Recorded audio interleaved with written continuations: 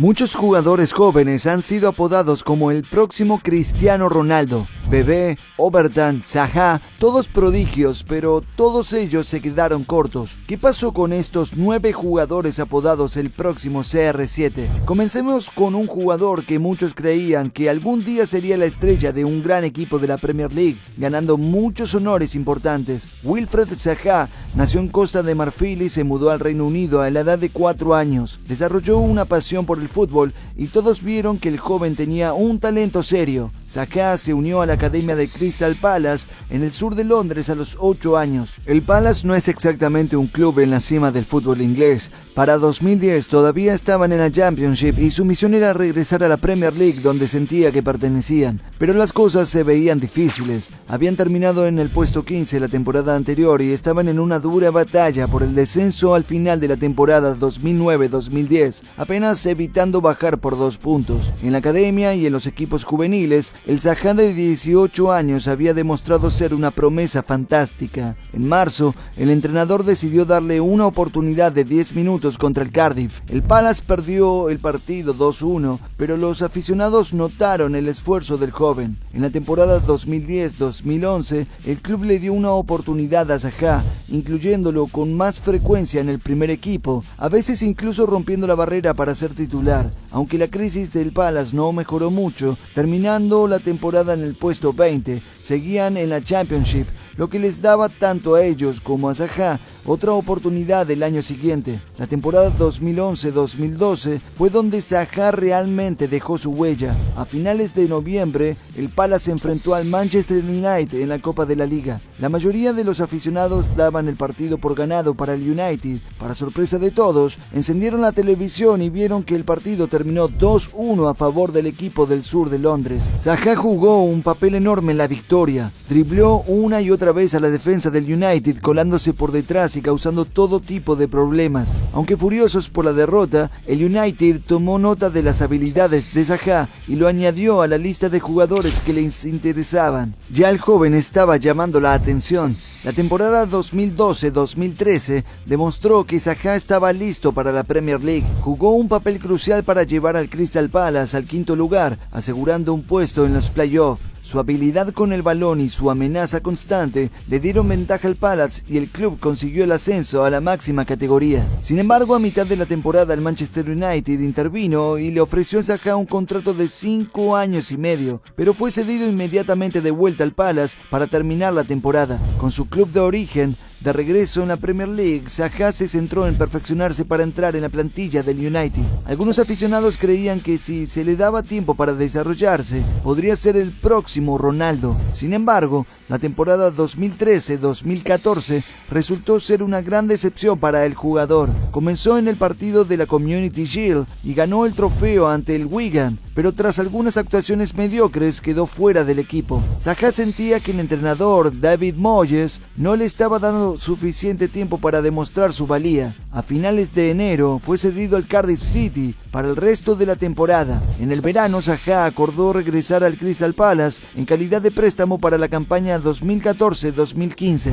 Se sintió mucho más cómodo de regreso en casa con los londinenses e incluso anotó un gol en el tiempo de descuento contra el Newcastle en el primer partido. En el verano de 2015, Zaha decidió regresar al Palace de forma permanente, firmando un nuevo contrato de 5 años. Los aficionados estaban encantados y el tiempo extra de juego le permitió mejorar su juego. Zaha fue fundamental no solo para mantener al Crystal Palace en la Premier League durante muchos años consecutivos, sino también para llevarlos a la final de la FA Cup del 2016. El Palace nunca había ganado un título importante en su historia y solo había llegado a la final de la FA Cup una vez antes. El Palace se enfrentó al Manchester United. ¿Podría Zaha vencer a su antiguo club y darle al Palace su primer gran trofeo? Aunque dio todo en el campo y el partido se fue a la prórroga, el United logró ganar 2-1. Sin embargo, los aficionados estaban orgullosos de su estrella y le otorgaron el premio al jugador del año del club. Zaha luego ganó el premio al jugador del año 2 años seguidos, en 2017 y 2018. Se consolidó como una leyenda del club, aunque nunca alcanzó la altura insana que algunos expertos creían que estaba destinado a lograr, muy lejos de la liga de Ronaldo en cualquier sentido.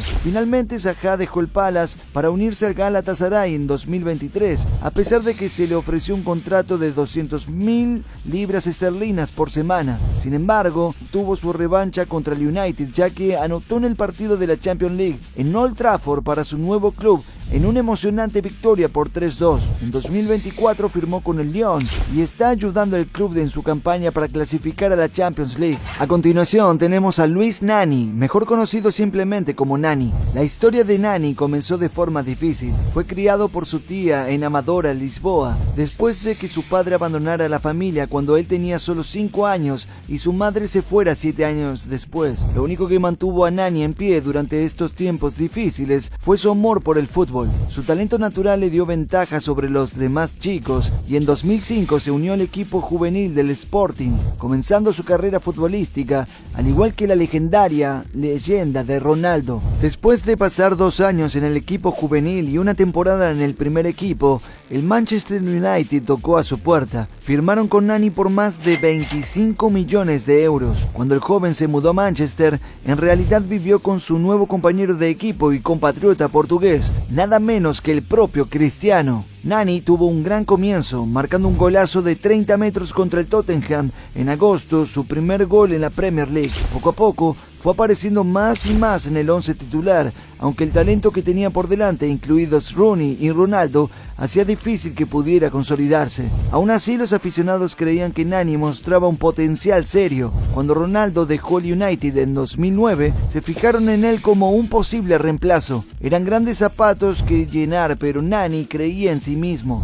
La temporada 2009-2010 fue fundamental en su desarrollo como jugador. A pesar de toda la presión sobre sus hombros, Nani se concentró en su juego y se convirtió en un regateador fantástico, cómodo con el balón y capaz de anotar con ambos pies, un gran activo en el fútbol. Ganó su segunda Premier League en el club de esa temporada cuando estaba en su mejor momento. Una derrota por 3-1 ante el Barcelona en la final de la Champions League significó que no se llevaría la gloria europea, pero aún había una fuerte creencia de que Nani podría llevar al club a la cima. La temporada 2011-2012 comenzó con fuerza. Hizo una actuación brillante contra el rival local del Manchester United, el City, en la Community Shield, remontando un 2-0 en contra para ganar el partido. Nani marcó tanto el gol del empate como el de la victoria en el último suspiro gracias a una maravillosa jugada individual. En su partido número 100 con el United, Nani anotó un impresionante gol de larga distancia desde fuera del área para poner el 3-1, asegurando una gran victoria para el club.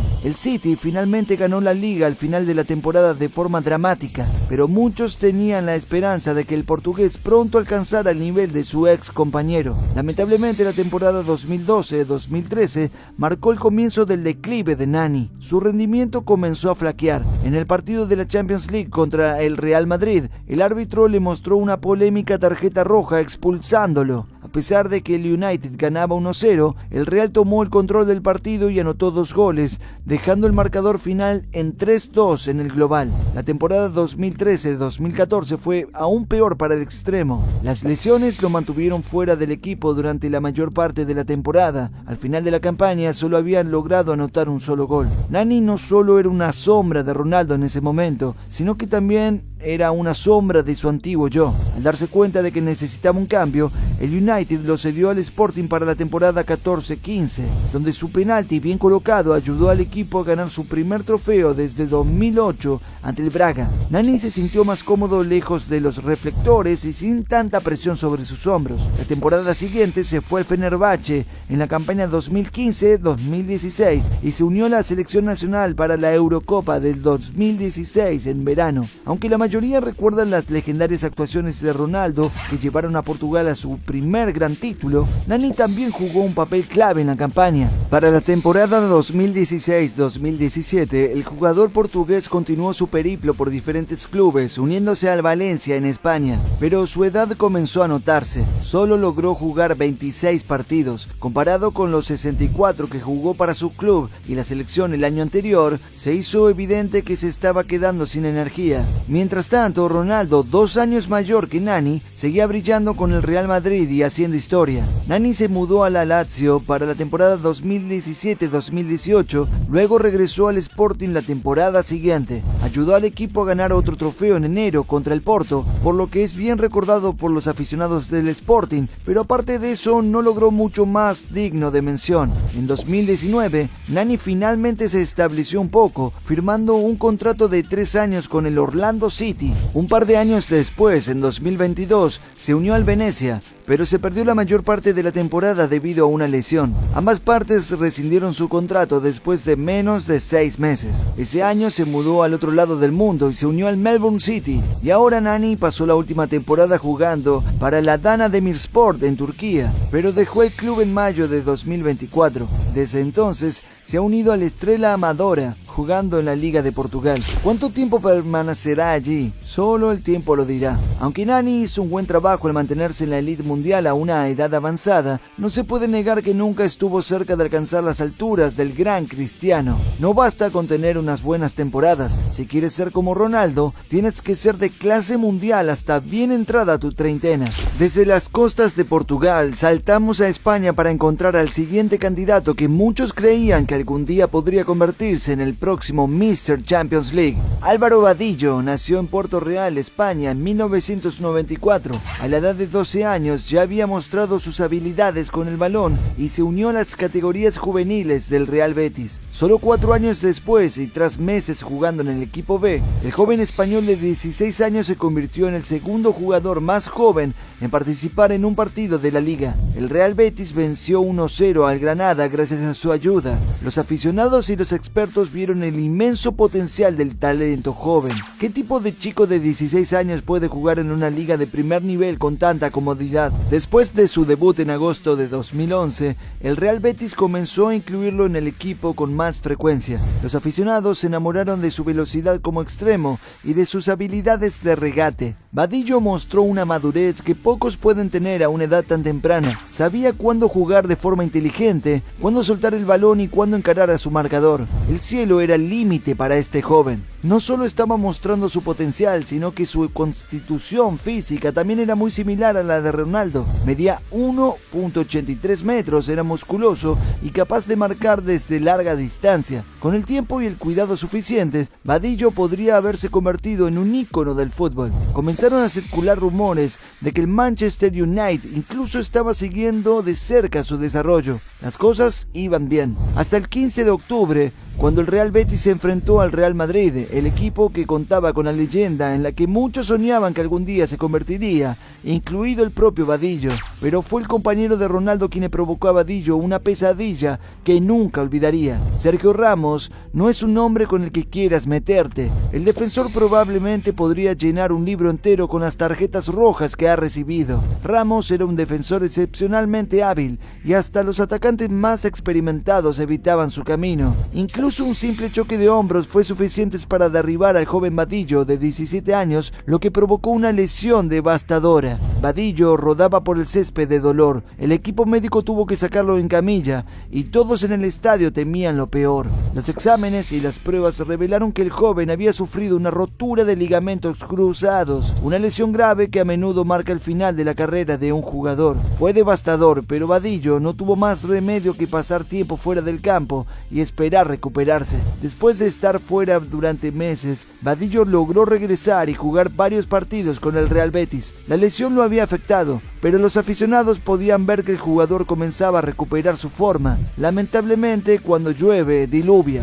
Solo 2 años después, en agosto de 2014, sufrió la misma lesión de nuevo y su carrera se desplomó tras un largo periodo de recuperación de 6 meses. Vadillo nunca tuvo la oportunidad de alcanzar las alturas con las que soñaba. Las lesiones son crueles y aunque jugó un papel importante para asegurar el campeonato de segunda división del Betis, dejó el club en 2016 en busca de un nuevo hogar. Después de un periodo de 2 años en el Huesca y el Granada, Vadillo pasó al Celta de Vigo, donde no jugó ni un solo partido. Luego se unió al Español, pero fue cedido al Eibar. En la temporada 2022-2023, Vadillo se unió al Racing de Ferrol, que acababa de ascender a la segunda división. Su tiempo allí tampoco duró mucho y ahora Tristemente está sin club a los 30 años. Vadillo no hizo nada mal, tenía la motivación, el talento, la ambición y la disciplina. A veces el fútbol es cruel. Los aficionados tuvieron que buscar en otra parte a su próximo Ronaldo. El siguiente jugador de la lista es la personificación de lo que hace del fútbol un deporte tan hermoso. El éxito en el deporte no depende del dinero o de dónde hayas nacido.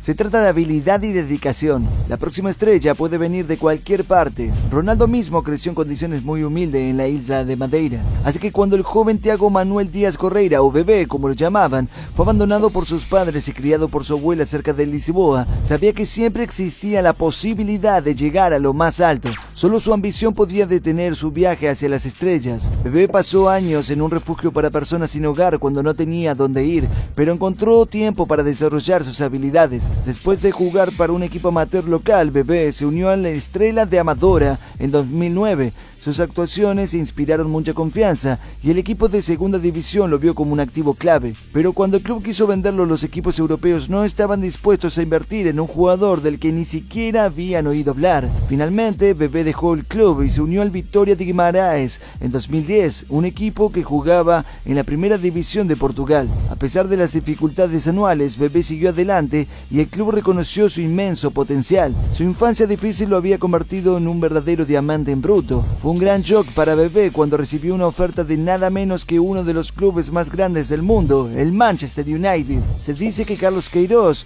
uno de los asistentes de Sir Alex Ferguson, descubrió al joven y habló maravillas de él. Ferguson, posiblemente el mejor entrenador que ha visto la Premier League, confió en su palabra y activó la cláusula de rescisión de Bebé sin siquiera verlo jugar. El 22 de septiembre de 2010, Bebé hizo su primera aparición con el Manchester United contra el Scunthorpe United. Cuando se puso la camiseta roja con el diablo en el pecho, Bebé supo que ese era su momento para demostrar que merecía estar allí. De recorrer las calles de Lisboa a enfrentar las luces de Old Trafford, el joven portugués ya había logrado mucho, pero aún tenía mucho trabajo por delante. Bebé comenzó bien. En su primer partido como titular con el United en octubre, anotó el primer gol de la victoria 3-2 en Old Trafford contra el Wolverhampton en la Copa de la Liga. El gol, un elegante globo, fue clave para el equipo superar a un partido difícil. Su buena racha continuó cuando jugó por primera vez en la Champions League. Marcó el gol final en la victoria por 3-0 ante el Bursaspor, un sueño hecho realidad para cualquier joven. Al final de la temporada 2010-2011, Bebé había jugado solo 7 partidos, pero había anotado 2 goles e hizo jugadas importantes para el equipo. Para la temporada 2011-2012, el United envió a Bebé cedido al Besiktas para desarrollar sus habilidades y ganar experiencia. El equipo turco vio el potencial del joven desde el principio y decidió darle tiempo de juego. Jugó 55 minutos en 4 partidos, ayudando al equipo y aprendiendo el sistema del entrenador. Incluso fue convocado para la selección sub-21 de Portugal para jugar a nivel internacional. Era un sueño hecho realidad. Luego sucedió. Una lesión de ligamentos cruzados dejó a Bebé fuera mientras jugaba para su país. Tuvo que pasar por un periodo de recuperación de 6 meses antes de poder pensar en volver al campo. La temporada 2012-2013 fue crucial para Bebé. Ferguson lo incluyó en la plantilla para la gira de pretemporada y le dio la oportunidad de demostrar que merecía un puesto en el 11 titular. Lamentablemente, los jugadores que tenía por delante eran demasiados buenos, lo que dificultó que pudiera destacar. En enero fue cedido de nuevo, esta vez al Río Ave. Allí jugó 17 partidos, pero solo logró un gol, muy lejos de sus actuaciones anteriores. Para la temporada 2013-2014, la mayoría de los aficionados y expertos habían aceptado que Bebé no alcanzaría el nivel necesario para ser un jugador de la Premier League, y mucho menos el próximo Ronaldo. El club lo cedió a otro equipo portugués, el Paços de Ferreira, en la segunda división, donde disfrutó de cierto éxito. En 2015, Bebé hizo un gran movimiento al fichar para el Benfica. El club apostó fuerte, esperando que el jugador pudiera recuperar su antigua forma y llevarlos a un nuevo nivel. Pero una vez más, apostar por Bebé no dio resultado. Fue cedido a mitad de temporada. En este punto, la carrera de Bebé realmente comenzó a desmoronarse. De 2015 a 2019 saltó de club en diferentes sesiones. Primero al Córdoba, luego al Rayo Vallecano, después al Eibar y finalmente al Zaragoza. En cada club no logró impresionar y otra mala lesión de rodilla fue el golpe final para su carrera. Ahora Bebé juega para el Racing de Ferrol, que está en el puesto 19 de la segunda división de España. Bebé recorrió un largo camino desde los refugios para personas sin hogar en Lisboa, pero no lo suficiente en los ojos de los expertos y los aficionados. La historia del siguiente jugador es un poco diferente. Jesse Rodríguez, o simplemente Jesse, creció en las Islas Canarias. Mientras que la mayoría de los jugadores de nuestra lista firmaron temprano por el Manchester United, donde Ronaldo despegó por primera vez, Jesse se unió al club que consolidó el legado de CR7 como uno de los más grandes de la historia, el ilustre Real Madrid. Jugando para el equipo juvenil, Jesse mostró un gran potencial. No pasó mucho tiempo antes de que llamara la atención por su habilidad con el balón. El club lo llamó para jugar en el Real Madrid Castilla, el equipo reserva, donde participó en una victoria por 5-0 sobre la Universidad de Las Palmas. El partido terminó 5-0 a favor del Castilla y su fuerte actuación hizo que los medios levantaran las cejas y muchos creyeron que algún día podría ser tan potente como el propio Ronaldo. La confianza de Jesse estaba por las nubes, pero aún no estaba listo para entrar en el primer equipo. Se unió al equipo en la pretemporada, pero pasó la temporada 2011-2012 con el Castilla, donde trabajó duro para demostrar su valía. Gracias a algunos goles tempranos, Mourinho decidió incluirlo en la plantilla para el equipo de la Copa del Rey contra el Ponferradina. Muchos vieron esto como una señal de cosas buenas por venir cuando ingresó al campo sustituyendo nada menos que a Ronaldo. En marzo, Jesse hizo su primera aparición en la liga contra la Real Sociedad, una vez más entrando en lugar de Ronaldo. Con solo 19 años causando tal impacto en los aficionados y en el entrenador, era difícil no emocionarse por el increíble ascenso del chico. La única persona que no estaba feliz con la situación era el propio Jesse, que había desarrollado un poco de ego debido a su éxito. Criticó a Mourinho por no incluirlo más a menudo en el primer equipo, a pesar de hacerlo también con el Castilla, donde anotó 11 goles en 41 partidos y ayudó al equipo a convertirse en campeón de la segunda división. Mourinho dijo que el estilo de juego de Jesse simplemente no encajaba con el sistema del primer equipo. El chico tendría que ser paciente y abrirse camino hacia la cima. No es una hazaña fácil cuando tu competencia es el mejor delantero de la historia del fútbol.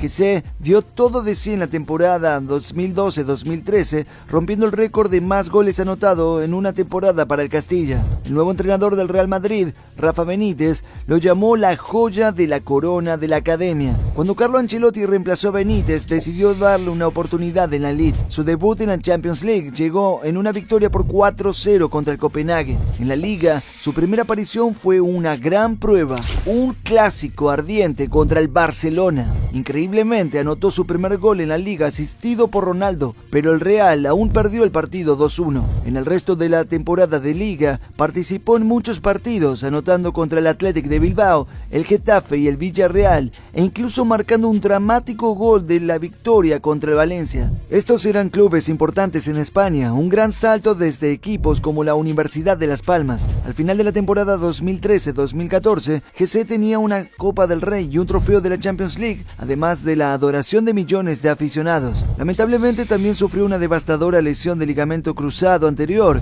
durante el partido de octavos de final de la Champions League contra el Schalke, lo que lo dejó fuera durante gran parte de la temporada. Jesse no volvería a jugar hasta diciembre de 2014, cuando fue convocado para jugar en el Mundial de Clubes de la FIFA en Japón. Ayudó a su club a ganar el trofeo, aunque no jugó mucho debido a que aún estaba en recuperación. Para el Real Madrid logró anotar 3 goles en la liga, pero la increíble competencia que enfrentaba significaba que volver al primer equipo sería casi imposible. Jesse aprendió mucho de la lesión. Dijo que lo convirtió en un futbolista más maduro. La lesión parecía haber humillado al joven que comprensiblemente estaba en las nubes. Para la temporada 2015-2016, Jesse decidió que jugaría con el corazón para ganarse un puesto en el primer equipo. Con su talento creía que podía alcanzar el increíble nivel de sus compañeros. Lamentablemente fueron las habilidades de clase mundial y la experiencia de esos compañeros las que lo mantuvieron fuera del equipo. Jesse logró algunos minutos decentes y terminó la temporada con un impresionante registro de 6 goles y 8 asistencias. Pero cuando te comparan con máquinas de hacer goles como Ronaldo,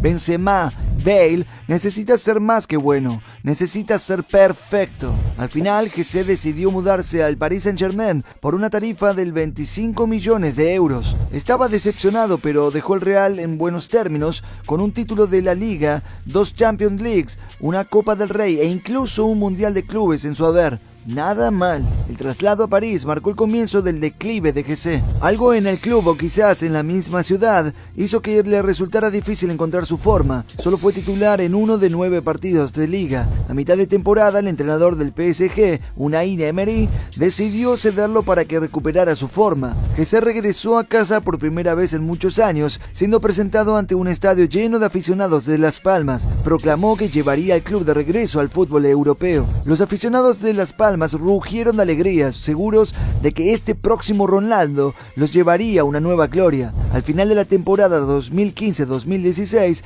Las Palmas estaba en el puesto 14, que se había anotado solo 3 goles. Lo peor de todo es que el jugador estaba causando problemas tanto dentro como fuera del campo y el club decidió que no quería su actitud de forma permanente. Se unió al Stoke City la temporada siguiente, donde enfrentó problemas similares, un gol en 13 partidos y varios informes disciplinarios. En un momento incluso abandonó el estadio antes de que terminara el partido contra el Swansea. En 2018-19, Gessé regresó al PSG. Con sus mejores días ya pasados, no pudo ingresar al 11 titular y fue cedido nuevamente, esta vez al Betis de Sevilla. 2 goles en 19 partidos fue todo lo que logró. En la temporada 2019-2020 fue el turno del Sporting con Gessé y tuvo un rendimiento aún peor, con solo un gol en 18 partidos. En la temporada 2020-2021 marcó el final de cualquier esperanza de que Gessé volviera a su mejor nivel. Salió oficialmente del PSG, jugó media temporada con Las Palmas y luego saltó de contrato fallido en Turquía, Italia e incluso Brasil.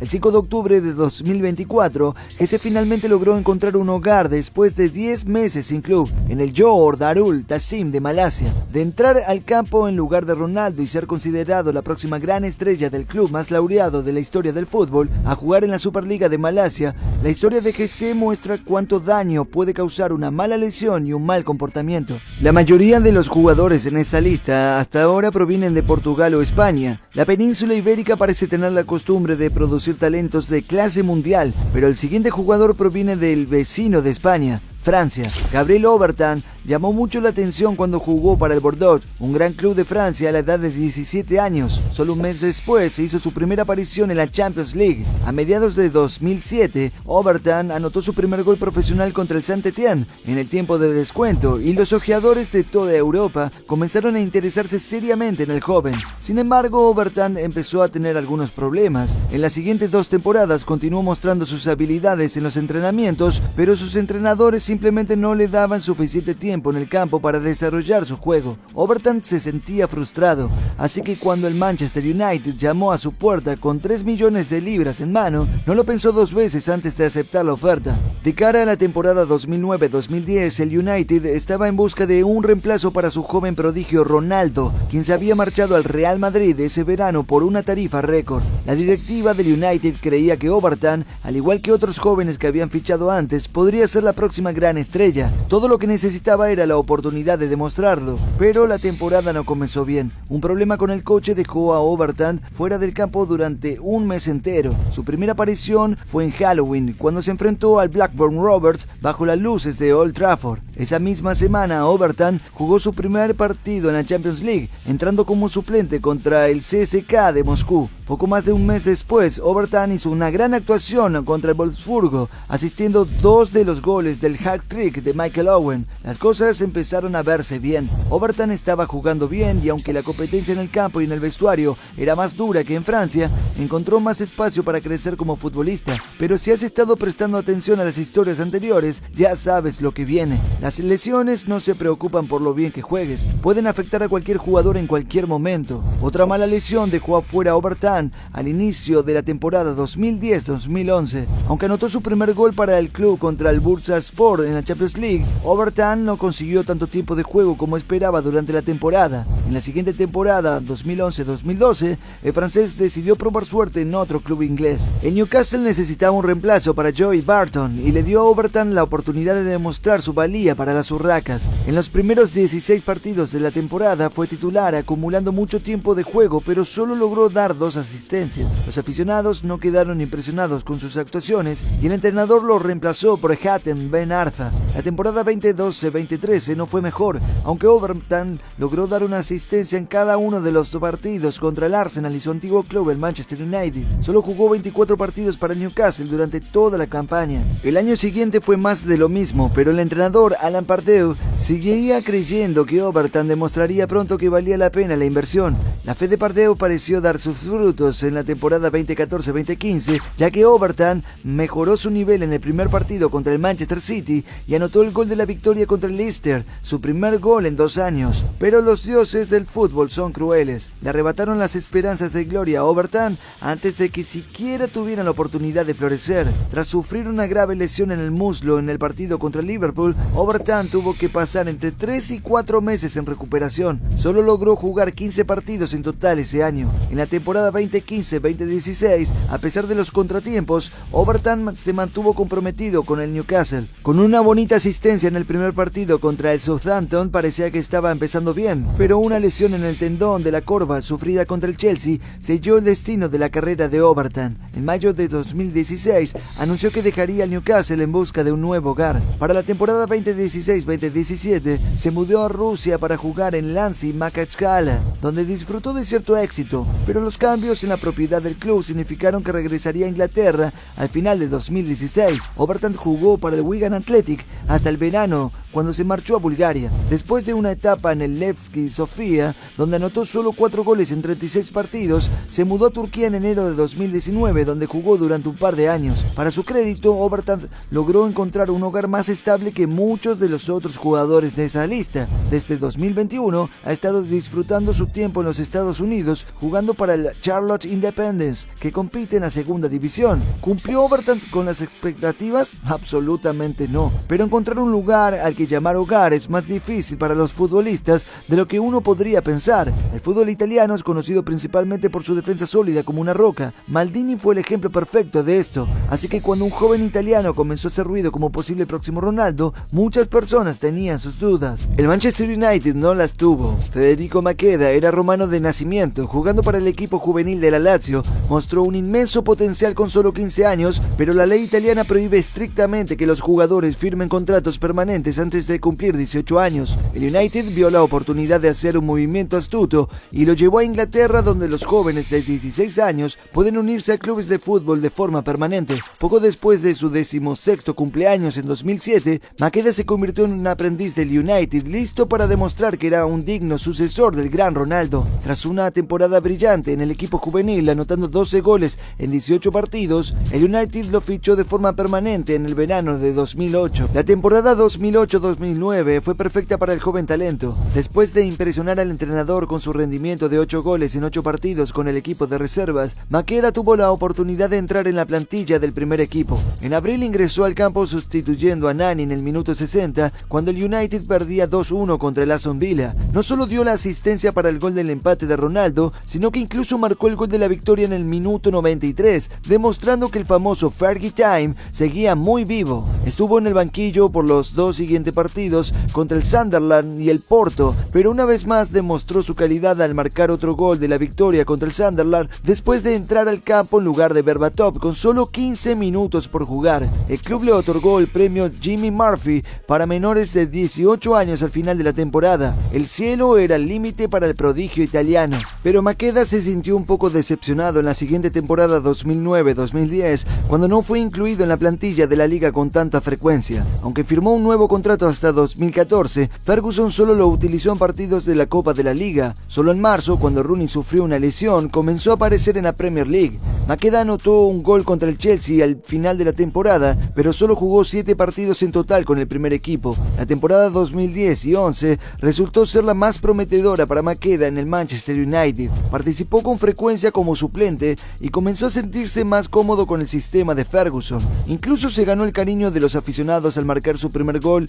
en un heroico empate 2-2 contra el Aston Villa. En enero el club lo cedió a la Sampdoria para que tuviera más tiempo en el 11 titular, pero el mal rendimiento del club provocó su descenso a la Serie B al final de la temporada. En la temporada 2011 y 12, Maqueda dejó claro que quería quedarse en Inglaterra, ya que creía que el país ofrecía más oportunidades para el crecimiento de los jugadores jóvenes que en el extranjero, pero no obtuvo tanto tiempo de juego en la liga como le hubiera gustado, entrando solo 6 veces como suplente en la primera mitad de la temporada. En enero, Ferguson lo cedió al Queen's Park Rangers en Londres, pero una lesión en el tobillo hizo que regresara a Manchester solo unos meses después. Este fue el punto en que la carrera de Maqueda comenzó a desvanecerse. En la temporada 2012 y 13 se unió al Stuttgart en calidad de préstamo, pero solo jugó 14 partidos en total. La temporada siguiente se fue al Doncaster, donde sufrió otra lesión y nuevamente solo jugó un puñado de partidos al final de 2013. La segunda mitad de 2014 fue un poco mejor para él, ya que brilló en el 11 titular del Birmingham City, anotando 10 goles en 17 partidos para el equipo de la Championship.